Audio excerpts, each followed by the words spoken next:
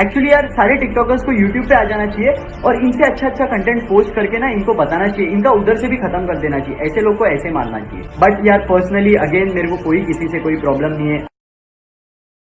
देखो मैं इस भसड़ में नहीं घुसूंगा कौन बेहतर है, जिसको जो देखना है देखे, लेकिन अपनी गांड में से फूल निकाल के अपने आप को जादूगर नहीं समझूंगा मैं। चलो मैं तुम्हारी भाषा में समझाता हूं। सोचो मैं एक डांसर हूं, ये 1 2 3 4 इसे अलग अलग करने में और साथ में करने में फर्क है ना। ये फ्रंट कैमरा में इतना घुस चुके हैं, ये आईना देखना भूल गए हैं। इस बेटी को जब कोई ऑनलाइन देखता और फिर असली में देखता ना, तो उसमें इतना फर्क है।